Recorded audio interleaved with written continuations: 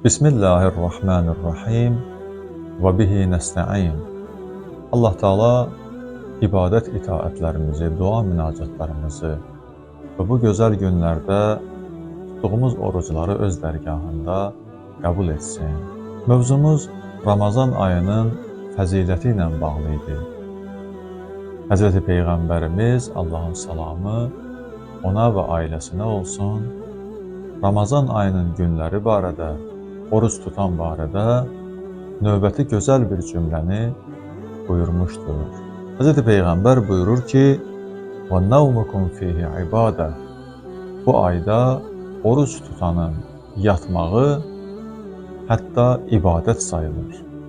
Diqqət edin, insan digər aylarda yatarsa təbii yatmaqdır. Amma Ramazan ayında oruc halında insanın yatmağı ibadət sayılır onun üçün. Bu Allahın oruc tutana verdiyi bir dəyərdir. Bu bir.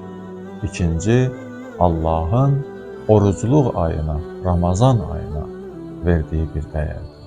Yəni insan Ramazan ayında əgər özünü dəyərli etmək istəyirsə, gərək Allahın əmrinə itaət etsin, oruc tutsun ki, Allah da onu öz yanında dəyərli etsin.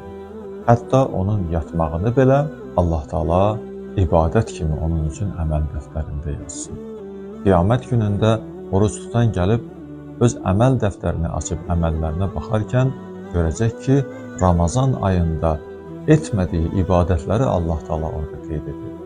Bu ibadətlər hansı ibadətlərdir?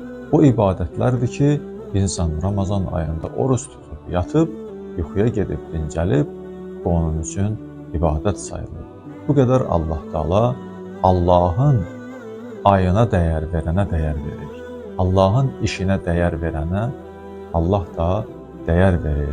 Bir neçə yerlərdə yatmaq ibadət sayılır. Birinci budur ki, dəstəmaz alıb yatan. İnsan əgər dəstəmaz alarsa, yuxudan qabaq, yatmazdan qabaq, dəstəmaz alıb yuxuya gedərsə, bu yuxu onun üçün ibadət sayılar. İkinci, təqvalı və dediklərinə əməl edən alimin yatmağı. Bir alim ki, təqvalıdır, elmi var öz yerində. Bir çoxlarının elmi var, amma hər kəs öz elminə əməl etmir. Allah yanında dəyərli alim odur ki, o elminə əməl edən. Bir alim əgər elminə əməl edirsə və təqvalı, imanlıdırsa, bunun yatmağı Allah yanında ibadət sayılır. Bu ikinci məsələ. Üçüncü, orucluq ayında, Ramazan ayında insan oruc tutsun və oruc halında yuxuya getsin, yatsın. Bu onun üçün ibadət sayılacaq. Burada bir məsələ var ki, ona da toxunmağımız yaxşı olar.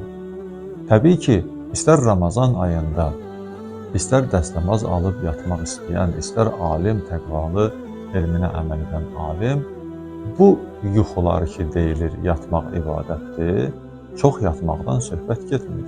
Məsələn, Ramazan ayında oruç tutan, o demək deyil ki, məsələn, səhər oruç tutdu, ta axşama qədər yatmalıdır.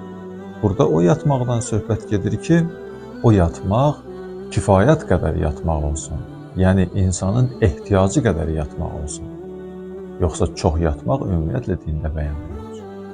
Tənbəl olmaq, işsiz olmaq, çox dincəlmək, çox yatmaq ümumiyyətlə dində bəyənilmir. O baxımdan bu deyilən cümlə Həzrəti Peyğəmbərimizin yatmaq barədə, yatmağın ibadət olması barədə deyilən cümləsi bu cürlə başa düşülməsin ki, insan Ramazan ayında səhərdən axşama qədər, yəni oruc olduğu müddətdə, gün ərzində yatsa, bu onun üçün ibadət sayılır.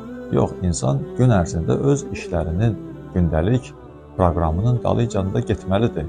Amma nə qədər ki, ehtiyacı var, o qədər yatsa, yuxuya getsə, bu onun üçün ibadət olacaq. Çünki dinimiz hər bir şeyin orta həddini bəyənir.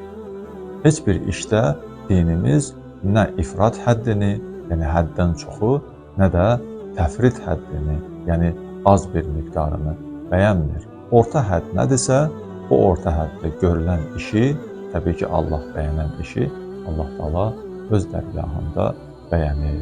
Həmçinin də bu orucluq ayı üçün də bu cür nədir və həmçinin orucluqda yatmaq üçün də belədir və digər əməllər üçün də bu cür nədir.